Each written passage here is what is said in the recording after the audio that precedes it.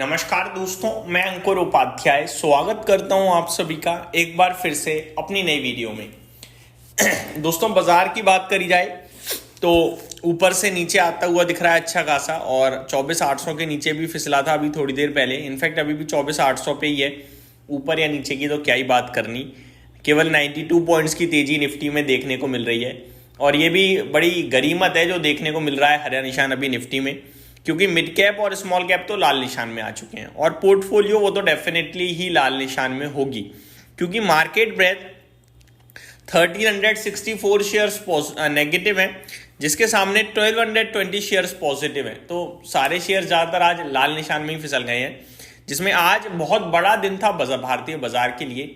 GST को लेकर बड़ी अपडेट आई थी, बड़ी खुशखबरी आई थी, पूरा बाजार प्रसन्न था और आप सभी ने मॉर्निंग में देखा भी। लेकिन ऊपर से ऐसे पिटाई पड़ी है जैसे सेलर्स को तो इंतजार ही था कि एक बार बाजार ऊपर आए तो सही, मेरा माल जो पड़ा है मैं बेचूं तो सही। और बड़ी बुरी तरीके से बाजार में सेलिंग देखने को मिली है और इस समय मार्केट डेज लो पे आप कह सकते हो ट्रेड करता हुआ दिख रहा है। मैं आप सभी के साथ यहाँ पे बात करने जा रहा हूँ दोस्तों ओला इलेक्ट्रिक के बारे में। अब ये बाजार क्यों गिर गया, जीएसटी के बाद भी क्यों नहीं चल रहा, इन सब के बारे में तो दिन के दौरान वीडियो बनाता ही रहूंगा मैं आप सभी के साथ। लेकिन ये सोच विचार करने वाली ज़्यादा बात है नहीं कि जीएसटी तो आ गया लेकिन बाजार गिर गया, बाजार तो बेकार है। ये सब बोलने से कोई फ़ायदा नहीं है। आप भरोसा रखो, जो चीज़ें करी गई हैं उसका इम्पैक्ट आपको दिखेगा। इंस्टेंटली नहीं दिख रहा है लेकिन आएगा। अब ओला इलेक्ट्रिक दोस्तों, कल भी मैंने वीडियो बनाई थी आप सभी के साथ और यही कहा था कि यहां पे आप प्रॉफिट बुक कर सकते हैं। 70 रुपए का जो मेरा टारगेट था 50-52 रुपए से, वो बड़ी जल्दी आया। और फिर मैंने आपसे कल फर्स्ट टाइम ऐसा कहा जहां मैंने बोला कि 70 रुपए पे अगर आपने 100 रुपए लगाए थे और अच्छा खासा मुनाफा हो रहा है तो आप उस 100 में से 50 रुपए में बुक करिए, 50 रुपए में बैठिए। और नीचे अगर आता है तो दोबारा लेने के मौके तलाशने हैं। अभी स्ट्रक्चर खराब नहीं हुआ, व्यू स्टिल सेम, स्ट्रक्चर खराब नहीं हुआ है। लेकिन अगर आपने 55 रुपए, 52 रुपए, 53 रुपए पे खरीदा था तो 70 रुपए आपको मिल गए 3 दिन के 4 दिन के अंदर, तो 40% 50% का प्रॉफिट कोई छोटी बात नहीं होती है। 2 साल लग जाते हैं, आपको 4 दिन में मिल गया तो प्रॉफिट बुक करना बनता ही बनता है। तो वहां पे अगर आपने बुक कर लिया बहुत अच्छा है। अभी स्टॉक 6% नीचे है और करीब 59 करोड़ शेयर्स ऑलमोस्ट ट्रेड हो चुके हैं। एक बार फिर ये स्टॉक हाईएस्ट टर्नओवर वाला स्टॉक बनता हुआ दिख रहा है आज के सेशन में। लगातार बीते 6-7 ट्रेडिंग सेशन से हर दिन ये हाईएस्ट टर्नओवर करने वाला स्टॉक बनता है, जहां पे बड़ा कामकाज हो रहा है। बात करूं अगर मैं अभी आपके साथ तो 64.90 पे ट्रेड कर रहा है, करीब 6% की गिरावट देखने को मिल रही है। सवाल उठता है कि क्या किया जाए। स्टॉक तो स्ट्रांग है अभी भी चार्ट्स के अकॉर्डिंग, इसमें कोई दिक्कत कोई कमी परेशानी नहीं दिख रही है। इवन अभी जो ये स्टॉक गिरा है, कल का लो देखोगे आप तो 61 का है, तो अभी तो ये कल के लो के नीचे भी नहीं निकला। और आज इसने कल के हाई को जरूर ब्रेक किया था। आज जो इसने हाई लगाया वो 71.25 का है और कल का जो हाई था वो 70.25 का, यानी 1 रुपये ऊपर का ही हाई दिखाया है आज फिर से। तो अभी तो स्टॉक का टेक्निकल स्ट्रक्चर कहीं से कहीं तक खराब नहीं है, लेकिन थोड़ा नीचे आ जाएगा तो अच्छा हो जाएगा, कंफर्ट आने लगेगा लेने में। कहाँ से लिया जा सकता है? अगर ये स्टॉक आपको मिले अराउंड मैं 55 के आसपास, मतलब मैं बेस्ट रेंज मानूंगा। अब आप कहोगे भाई वहाँ तो मिलेगा नहीं, 70 रुपये था कल, तब आपसे कहा था कि 65 और 62 तो हो सकता है बहुत जल्दी दिख जाए आपको। आज 65 ही दिख रहा है, 62 भी हो सकता है आज ही दिख जाए, कोई बड़ी बात नहीं है।